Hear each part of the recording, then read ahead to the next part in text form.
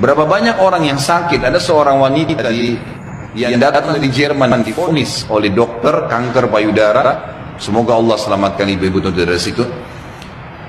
Itu divonis oleh dokter, ini sudah nggak bisa, sudah sangat ganas, dan ini menurut medis kalau tidak salah itu kisahnya tinggal 2 minggu umurnya. Maka dia bilang sama suaminya, muslimah kebetulan dan muslim suaminya, tapi tinggal di Jerman. Dia bilang, saya ingin menghabiskan umur saya di Mekah aja. Ini sudah jelas dokter vonis 2 minggu, saya mau pergi ke sana.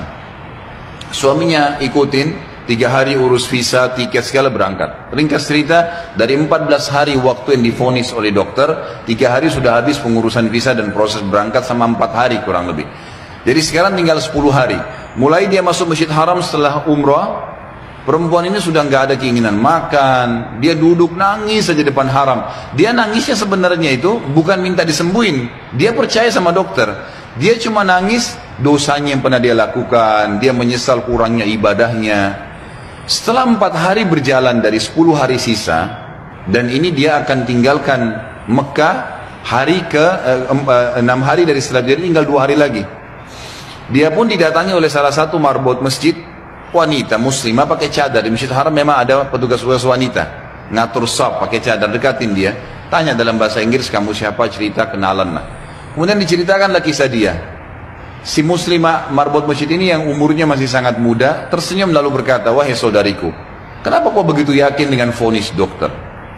Bukankah ada orang yang sehat juga mati? Bukankah juga ada orang yang sakit mati? Kalau ajal sudah datang, Allah SWT panggil pasti mati. Kamu ikhtiar apapun tetap sama. Tapi dalam agama kita dianjurkan ikhtiar.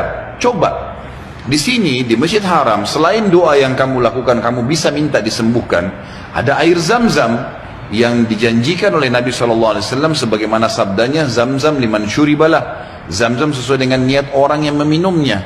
Kenapa kau tidak coba minum Zam-Zam itu, berdoa sama Allah?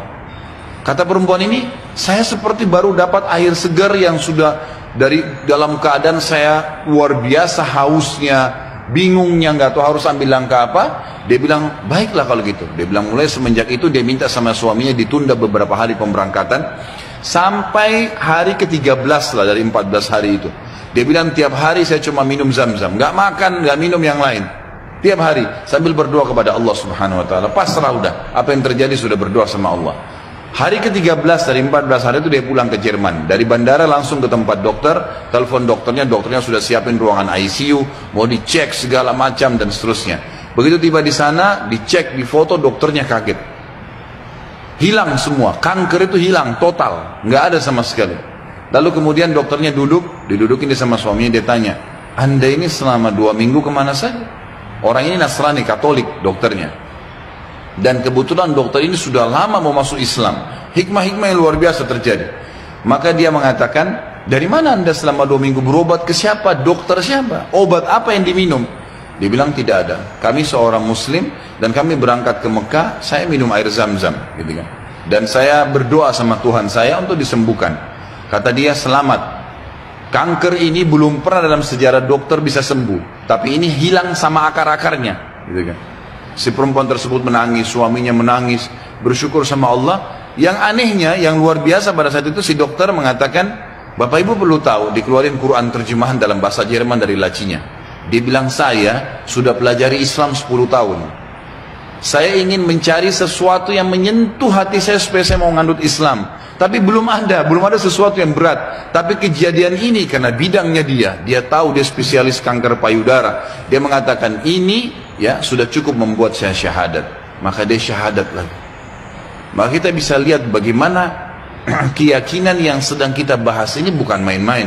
Ini cuma contoh sebagian kecil ya. Terlalu banyak contoh yang seperti ini, terlalu banyak keajaiban-keajaiban yang luar biasa.